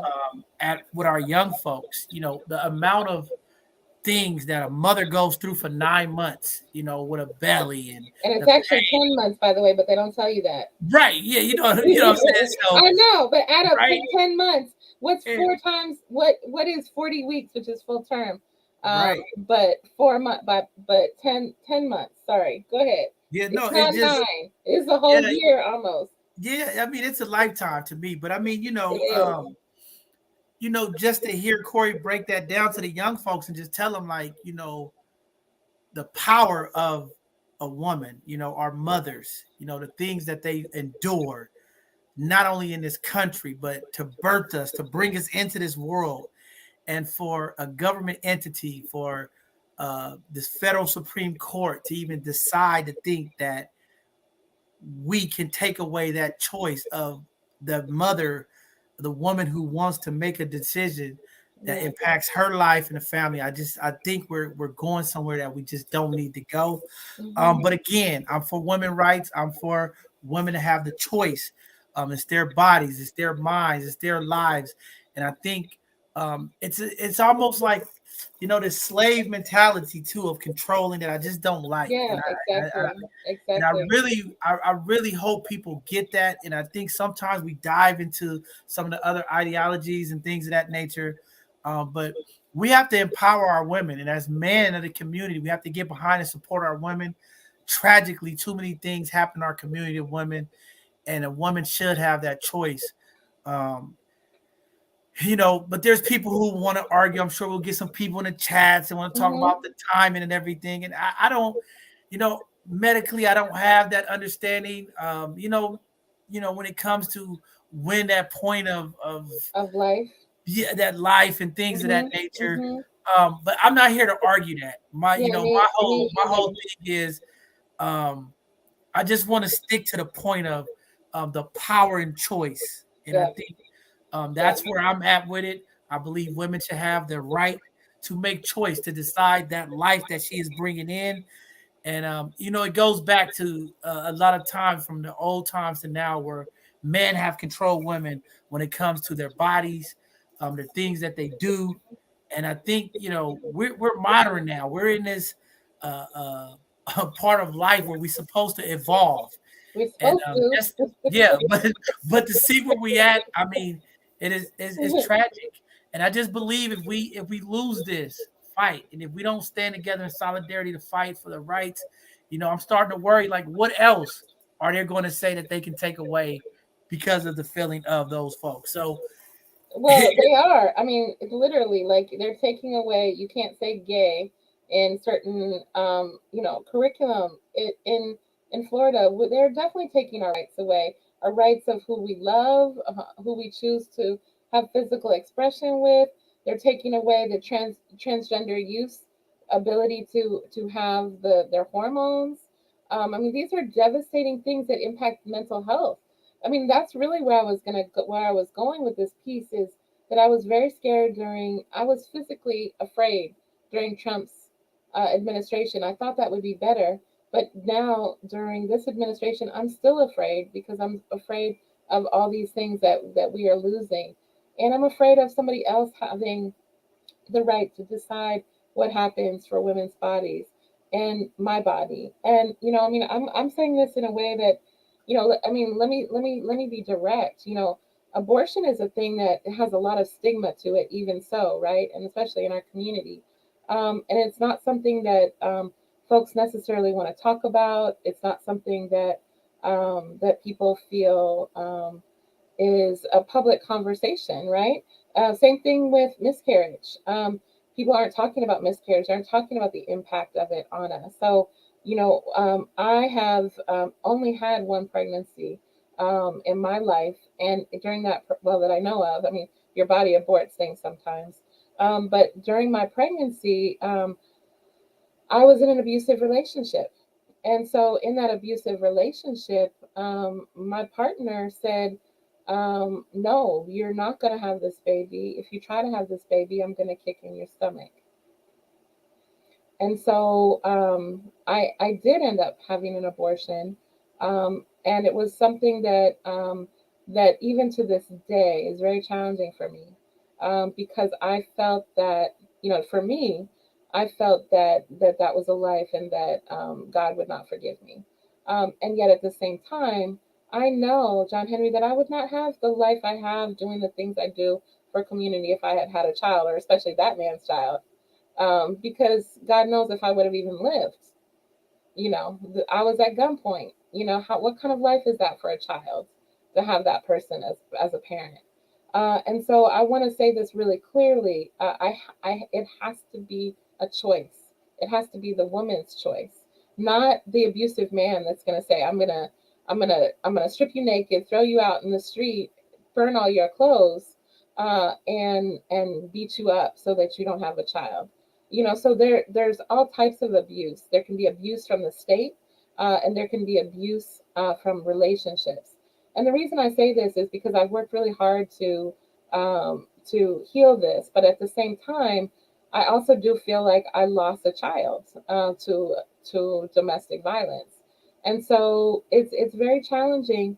And at the same time, we also have to recognize that that no matter who it is, whether it's the man or the state, nobody should have a choice in what happens with a woman's body.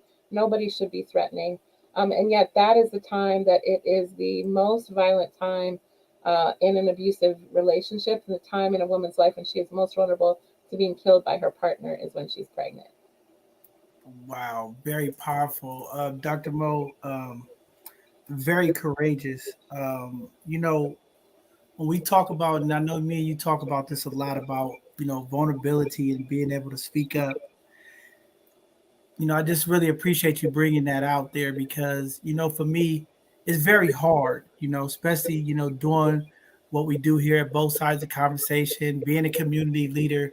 And I don't know what it is, but when I'm in space with you, I get comfortable to have these difficult conversations. And we talk about, how we highlight certain things and we don't talk about the life that we're losing from the murders in our community, right? And we don't talk about some of the stuff you talked about in our community. How do we have those voices and how do we have those conversations without feeling attacked?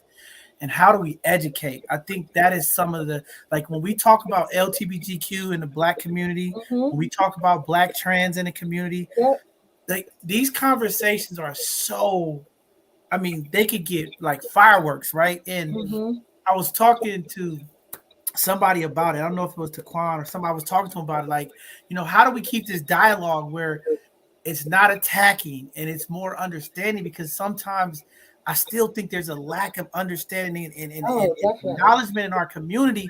And I think sometimes we avoid the conversation because we feel we get penalized. And I will give you a great example. And I want to give you a great example of, and this just happened to me recently. I ran into someone at a facility and I responded to them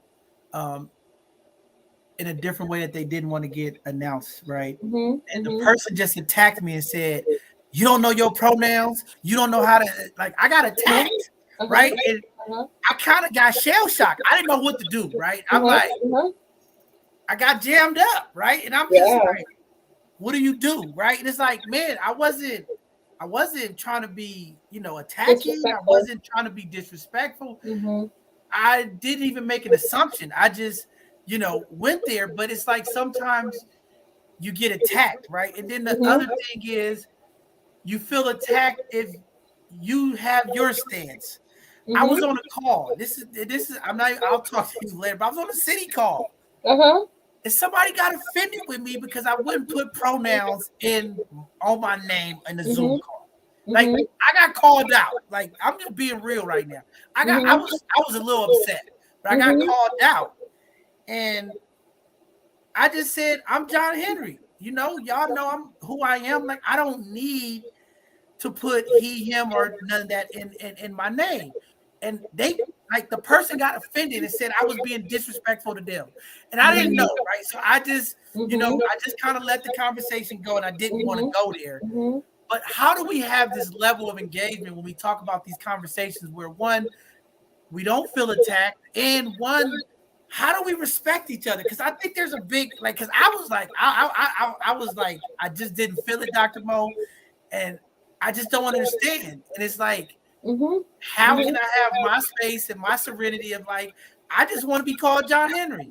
You know what I'm saying? Like, and I don't want to be attacked because I didn't put it's no disrespect to them, but I just didn't put it up, right? So I don't know. Like, so these conversations is like, when we start having these upcoming, I can't wait to get into that conversation with you some more, because I have a lot of thoughts of it. But what I want to say is, John Henry, not bringing it up and having the conversation publicly is where it starts, right? And we have to stop the cancel culture. We have to stop like, oh, you said this or you said that. Like, hey, y'all, we all human. We all make mistakes. We all, I think it was Dr. Hicks last week. He said, so we all put our pants on one leg at a time. And so we all human. We all trying to figure this out. And I think that's the stance that I think is the most effective. And yet, of course, I understand if somebody feels hurt or frustrated because they feel invisibilized, and they feel like what they're saying and who they're saying is not important. And I think that that's what that person was saying to you. They may have been saying it in an angry way, but what they're really saying is, see me. They were saying, my gender is important. It's important that you call me by this gender because this is who I am. You may not be able to see that, but I want you to be able to see it. So I'm going to put it in writing, and to make me feel comfortable. That way, everybody asks the question, not makes an assumption. I want you to do the same thing. Now, that's not the way the person came at you. Like, dude, you're hurting my feelings. This is a way of invisibilizing me and hurting me, and it's actually violent. They didn't say all that. They jumped bad like you ready to tussle.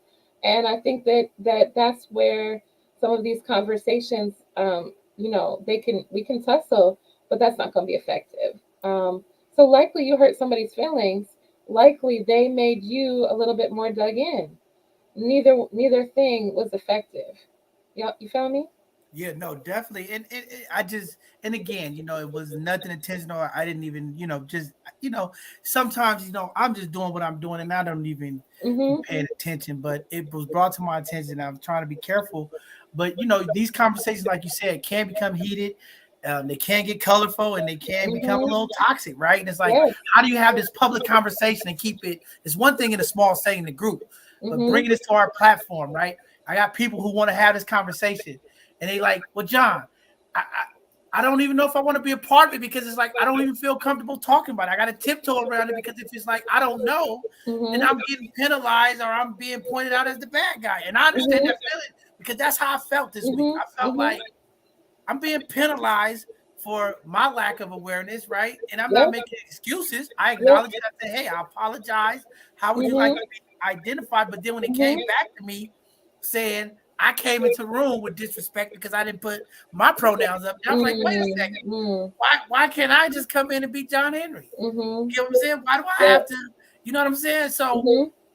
I got some work that I got to do on that, but I just was Yeah. like, why I can't just be me, right? If you're going to sit here and tell me I need to subscribe to you and what you identify as, then Uh-huh. why can't I be me without conflict? Because unless we all do it, then some people stand out, and if they stand out, then they feel more either on point, like they're on blast, or they feel like what they're saying isn't important, and that's why. But you know what? Let's have that conversation. I want to have the conversation. Let's invite some folks. Let's do it. I think we can do it.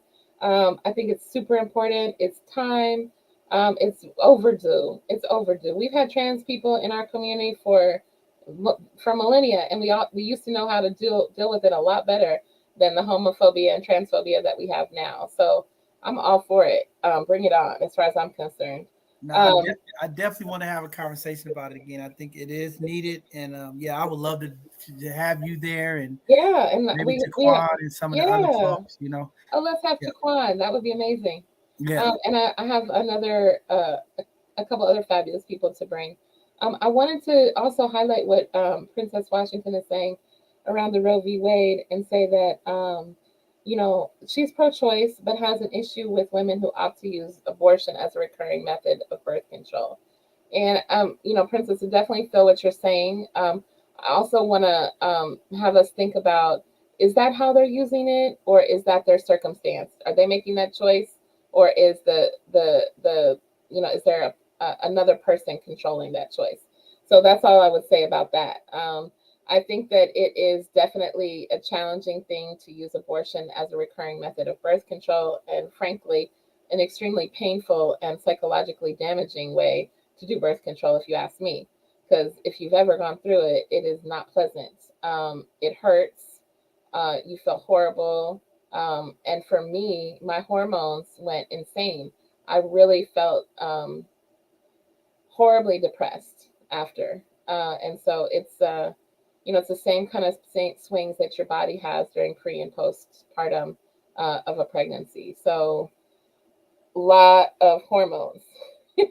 So, not the way I would even think would be mentally healthy to do a recurring method of birth control. So, definitely don't prescribe it. Um, I think that anybody that's having an abortion isn't necessarily choosing it as the best choice. So I guess that's all I would say. I see Tony Yeah, Rochelle is Tony here. came up. Let's see what Tony, Tony you feel say you about jump in? Come tonight's on, topic. jump in. It's been a heavy conversation over here, you guys. So many things stuck out. I just want to say sorry and thank you for sharing your story, Dr. Mo. Thank you. That was really brave of you, and people need to hear those kind of stories. I appreciate that. I think for myself as a parent, and a lot of concerns that I have is that the trust is gone. It's not just making a decision about the vaccination or doing what's right for your kid. It's like you want to shelter your baby so much these days because you don't trust the hospitals, you don't trust the doctors, you don't trust the medicine, because all these statistics of like, even like pregnancy, Black women are the number one women that die from pregnancy. Why is that? We're the number one, Black people are the number one people that have diabetes. Why is that? Yep. And now here we go with another virus, another disease, and we're the highest rank of people that's dying. That's And then right. you tell me to go as a parent to trust, the hospital and to put this vaccination in my children. It's very confusing and it's very scary. And what kind of advice do you give mothers, especially Black mothers? Because we just, Mhm. we used to taking you to grandma's house and giving you the remedy and doing Yep. home remedies and keeping it pushing. And we still alive. We ate all that food with sodium and color and stuff, and we still alive. So what do we do? It's frustrating. It is frustrating. I mean, and everything you're saying, right? And it's so real. You know, I personally would probably like to wait and see what happens a little bit. I'd love to see after we start vaccinating kids. If it were my child, I would wait a few months. I would make sure I'm doing everything I can to keep them safe, keep myself safe, keep the family from being exposed to COVID. So the problem with that is that also you want your kid to be able to socialize and You have do. friends and be with other people.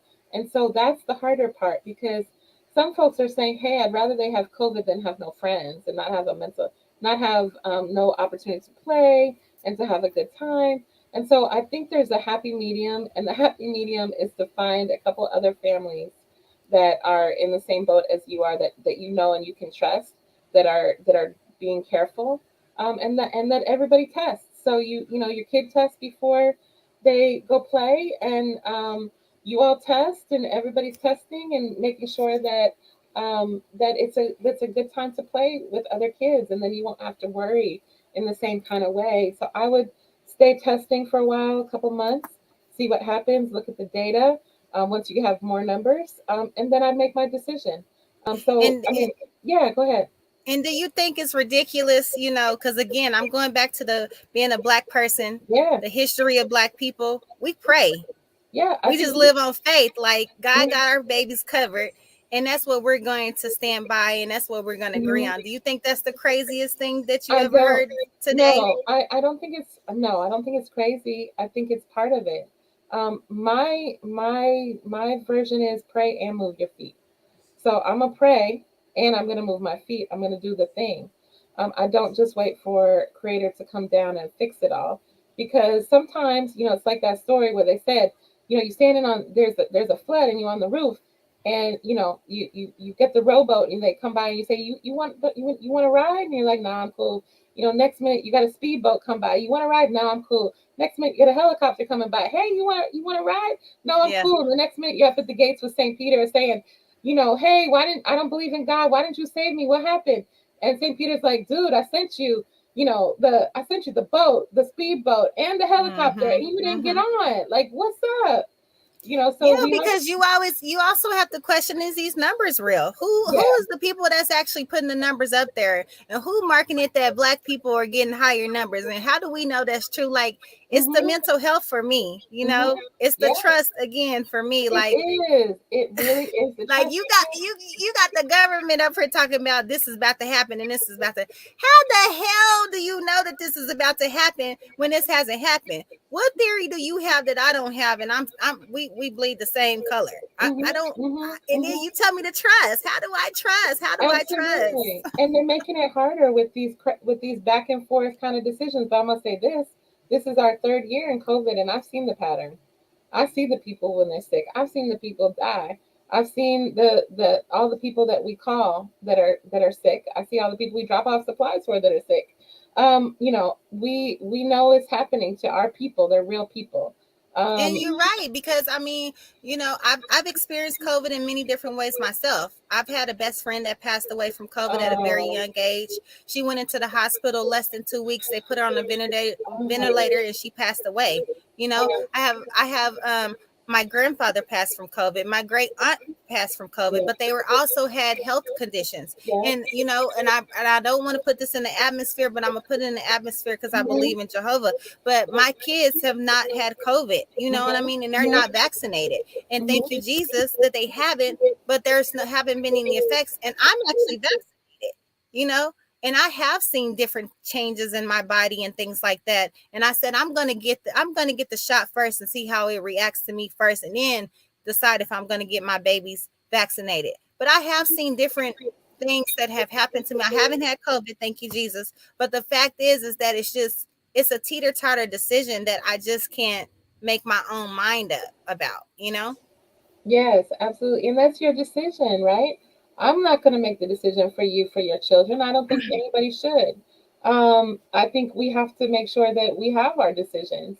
And, whatever you make the right decision based upon what you think is right for your children. So I think prayer is incredibly powerful. I think wrapping each other up in prayer, oftentimes is the only thing that we can do.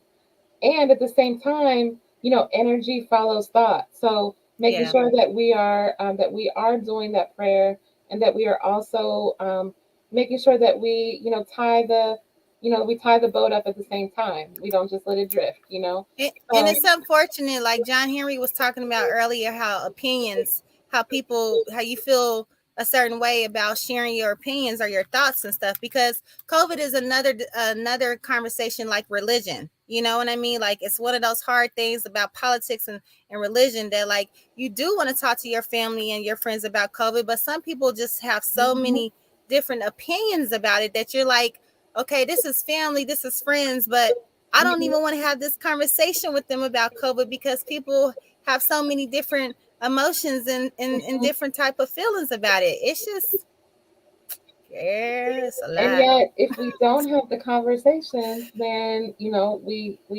can die. And like you said, I don't know if your friend has health conditions. I'm really sorry to hear about the loss of your friend, especially so young. Thank Um, you.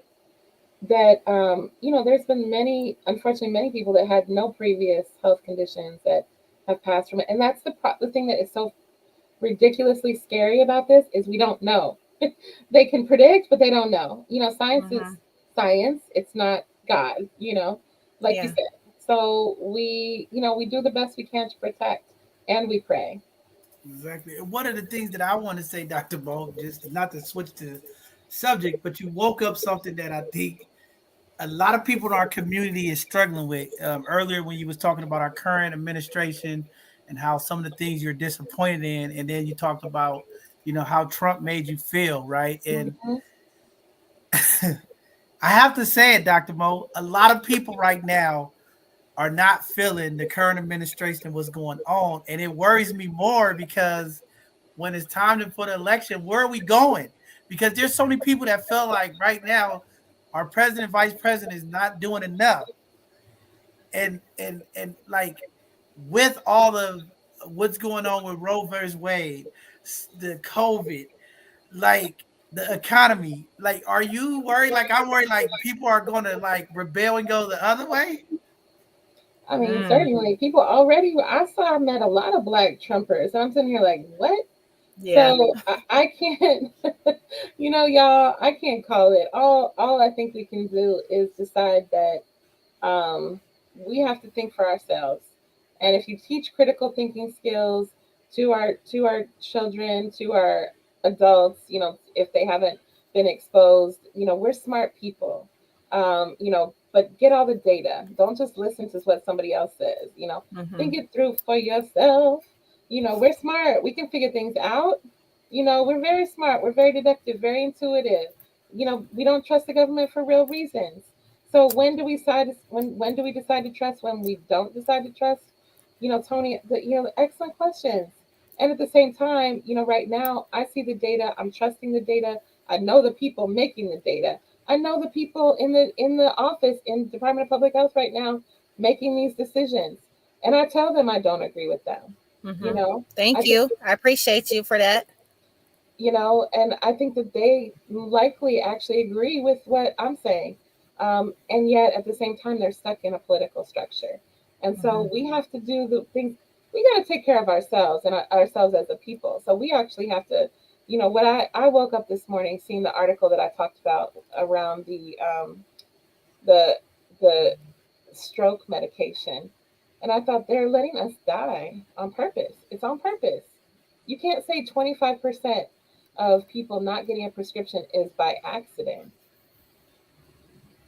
They're not valuing Black lives. We can no longer just let other people decide the fate of our community. So we got to get active. We got to be active citizens. We got to have the debates. We got to be able to, if it's family or no family, if you don't want to talk to them, let me talk to them. Let John Henry talk to him. He likes to talk.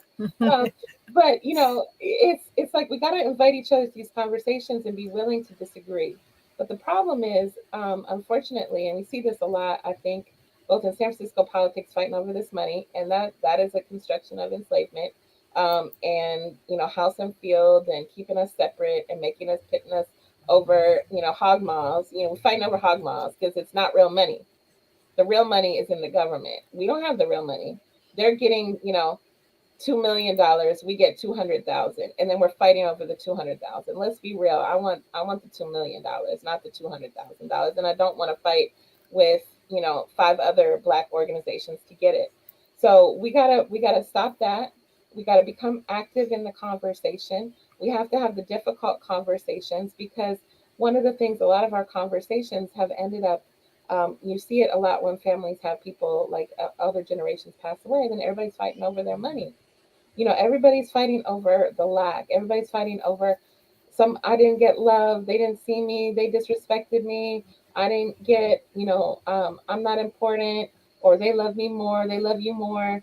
We have to get over that. Those are impacts of enslavement. That's not the truth. Those are lies, and they're keeping us apart, and they're keeping us sick, and they're keeping us fighting each other, and that's a distraction. The more we fight each other, the more that a distraction, the more we're killing ourselves and we're letting ourselves be killed. So we have to get over that and figure out how to have the conversation, whatever it is. So that's why I really appreciate this space. Definitely. I mean, that's what we're trying to do here at both sides of the conversation. We talk about changing the narrative, bringing folks in space. And again, I agree with you 100%, Dr. Mo. It's to have the conversation, and we're always not going to agree. But how do we have the conversation without being violent, verbally violent, and personally attacking, and just sometimes have to agree to disagree? But again, we got to have these difficult conversations. Happy to just, be able to talk with Dr. Mo about this because I think more of these conversations need to happen. We want to get community involved. We want to hear your voice. I don't want to just hear my voice. I want the community to be able to speak up and say what's on their mind on these issues. We got some amazing conversation that's coming up here in the future. We have Tony Rochelle. We have some other folks that are going to come on to help facilitate these conversations. And we want you to be a part of it. We want you to get involved. So when y'all start seeing these topics coming out, some of the things that we're going to be talking about, we're going to be utilizing some of these methods and metrics in our group to find out where the conversations are, where people engage, so that we can really bring on the things that's really impacting our community. Again, Dr. Mo, like you said, it takes us all in the community to work together. There's infighting, these silos, these traumatized uh, relationships that we have in Mhm. our community. We have to heal. As We do. adults, we have to be the leaders. Yes. We have to lead by example and do what we need to do to bring our community together. We cannot sit back and wait for government officials, elected officials, our government entities to bring us together as one, as community. It is something that we're going to have to do when we talk about the violence, when we talk about the mental health, when we talk about the health, the substance abuse, when we talk about our relationships. It is going to take us as community to have those difficult conversations. It is always drastically changing in our community every day. And we need us all. And I thank you, Dr. Mo, for always reaching out, checking in. We need more of that in our community. Community love is needed. I always hear Dr. Mo say that we need hugs and love in our community. Reach Yes, out we to do. somebody Get a this hug holiday weekend. Make sure you reach out, check on somebody, show with some your love mask on, so we can have or make them take a COVID test. So instead of Right. like, instead of like a STD test, you're like, excuse me, you want to date me? Here's your COVID test. I'll see you in about 15 minutes. And you just have exactly. one bar. Um, Exactly. yeah, Well, Tony. it Well, I want to say first of all, Tony, so exciting to have you with us. Thank you. You're a brilliant, gorgeous young person, and that is amazing. John Henry, good on you to have co-hosts, and exciting to share the stage. Wanted to just remind folks it's Mental Health Awareness Month, so take care of yourself. We do have some of the hotlines if you need anything. We have a mental health navigator at Rafiki, but there's also on the Third Street Youth website. They've got an intake on their website. You can just sign up for therapy. They've got therapists over at Homeless Children's Network. Got therapists at the Y. I'm hearing tell that they're about to have some therapists at Booker T. They've got different therapists through the online calling, the access point, and then also if you have someone in your life that you're concerned about, reach out to them. Make sure that you check on them. Things are hard with Mother's Day. I wanted to remind folks that it's not only for mothers it's not only hard on us who have lost our mothers. It's hard on the mothers who may have had lost a child, or may have had, an abortion, or may have had and never been able to have, or someone who never was able to have a child, or someone who had a miscarriage. There's all kinds of ways that it's complex. So, in our community, we have a lot of gun violence. Unfortunately, a lot of folks who've lost their child to gun violence, to cancer, to accidents. So check on your people, and make sure that they're doing okay. For fathers, we appreciate you, and know that your time is coming. So we're not going to forget about you. We typically take care of mothers more, but we also want to be careful to remember the men in our lives, and we ask our men to stand up even more. And for folks who may not be mothers, I see you too. I see you, aunties. I see Mhm. you, GMAs. I see you. We thank you for all the love that you give our children and our families and our community. So that's what I got to say from Rafiki. Love in public looks like justice. I love y'all. Man, definitely. Thank you. Very powerful stuff. And community, keep me in your prayers. This is the first Mother Day. I will not be with my mom as she passed away. So emotions is high as we get close to the weekend. But I appreciate all the folks who've been checking on me up until this point. And just want to say to all of the families out there, just let's come together. Let's utilize this time to let's rebuild and heal some of those relationships. Maybe you haven't talked to your mom. Maybe you had a falling out with your mom. Let's make this the time that we reconvene and we apologize and take whatever it is to break that and build that relationship back up, because our mothers are very, very, very important to our lives. And even with the past traumas and things that may have taken place, the times that we are in, if you able to have that mom and that conversation, that phone call is very, very important. I miss those conversations. I miss those phone calls. So I know how important it was. So please, family, if you have your mother there, don't take it for granted. Show some love, support them. To all of the Rafiki family, we love you. We thank you. Happy Mother's Day to all of y'all. To the both sides of the conversation team, we have some phenomenal mothers and women of the both sides of the conversation team that are doing amazing things. We want to wish you all a happy Mother's Day as well. Enjoy, blessings to you, and make sure that you have a special day that you deserve. Before I end and close out tonight's segment, Miss Tony, y'all gonna see more of her. She's slowly crawling in, y'all. She's getting position ready. You want to say anything to the community before we close out tonight, Miss Tony? Oh yeah, thanks for having me. Thanks again, Dr. Mo, for being vulnerable and coming and talking about the sensitive subject to our community. And yeah, I'm looking forward to more conversations, to deep conversations, and a lot of healing. You know, we all need that. I'm gonna be one of the new co-hosts of both sides of the conversation. I'm gonna be bringing my little juices coming. I'm a model, I'm an actress, I'm a mother, I'm a doula, I'm a community activist, and so I'm excited about sharing everything that I have going on. While I got the plug, I'll be doing a stage play called Cherish on June the 3rd and June the 4th at 7 p.m. at the Black Repertorial Theater. That's in Berkeley, and I highly suggest the community come out because this story is going to be talking about things that's going on in our community, things that we don't talk about. And I don't want to give it all away because we're gonna have a show about it very soon, coming up soon. But just keep that plug out, and if you want to come to a stage play and you have any teenagers, any kids under 18 are free. I suggest you bring 12 and up. Just because of the conversation that's going to be going on, but it's definitely going to hit home. So I want to put that out there. And thank you, John Henry, for this platform and this opportunity. And I want to, beautiful. And I want to offer that Rafiki's going to buy some tickets. So you're gonna tell me how to do it, right? I got you. We come in from Rafiki. We're gonna come over and check you out. So make sure that you hit us up. For your ticket, y'all. John Henry, back to you. Man, thank you all. And yes, we're always here. You know how we are, both sides of the conversation. We always want to support not only our staff, community folks. We try to get out to all organizations to uplift them. Want to give a huge shout out to our OMI folks. I want to say again, a huge shout out to Dahlia Fitzpatrick. They had a STEM Frenzy event this weekend that was very powerful. Our young folks all across the city, from all the elementary and middle schools, came out to learn STEM and engineering and tech, and we had some cool exhibits out there.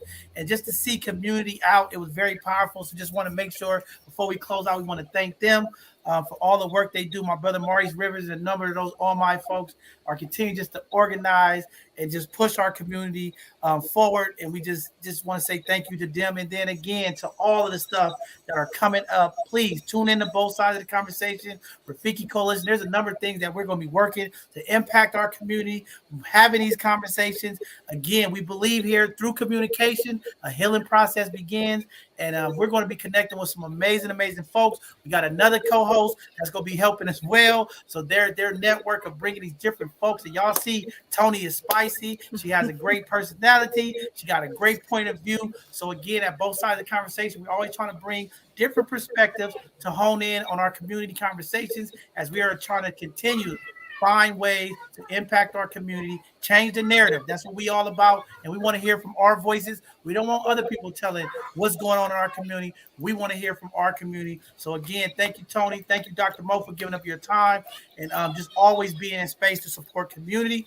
We're going to be doing our part. We'll be out in community. There's a number of events. There's some stuff that we're going to be doing, some amazing conversations. We are excited. We have another male co-host that potentially is going to be coming on as well. So it's going to be good. We're going to have some great conversations. And Dr. Mo, when we talk about the LGBTQ community and the trans community, I definitely want to have that conversation. And again, as we get closer to finding out what this road and way outcome is, definitely want to bring you back to talk about that.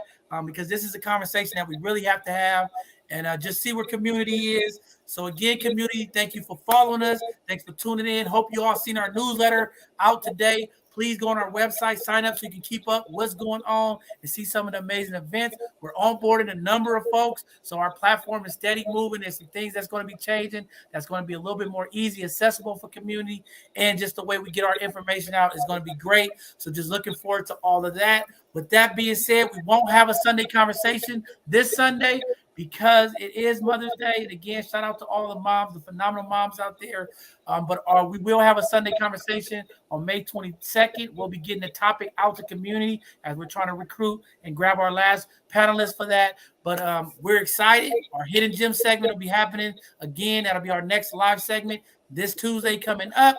And we'll be having another phenomenal financial literacy education next Thursday. So please stay tuned. We'll continue to share this information. Looking forward to seeing you all in community. Be safe out there. And again, all power to the people. Together, we can do it all. Love you all. Have a good evening. See you on Tuesday.